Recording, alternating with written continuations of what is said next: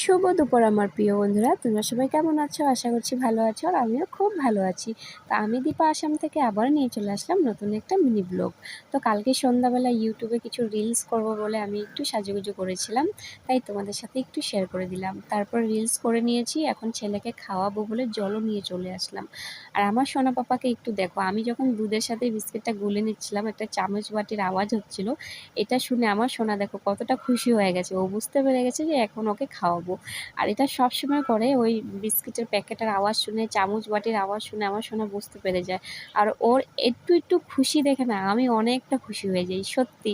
মানে এটাই হয় তাই না, একটা মা বাবার কাছে, যে ওর বাচ্চারা যদি একটুতে খুশি হয়ে যায় ওটা দেখে মা বাবা অনেকটা খুশি হয়। তো এইভাবে মা ছেলের জীবনটা কাটছে, সুখ দুঃখ ঝাল মিষ্টি নিয়ে। তো তোমাদের কেমন লাগে আমার এই ছোট ছোট মিনি ব্লগগুলো একটু কমেন্ট করে জানাবে। আর কুলে নিয়ে নিয়েছি এখন খাওয়াবো বলে, তো খাওয়া দাওয়া শেষ করে ঘরের সামনে ঝুলন হচ্ছিল, তো ছেলেকে নিয়ে গেলাম একটু দেখাবো বলে। তো ওখানে অন্ধকার ছিল বলে ছেলের ভিডিওটা আর করি নাই, সেই শুধু এইখানেই লাইট দেওয়া ছিল।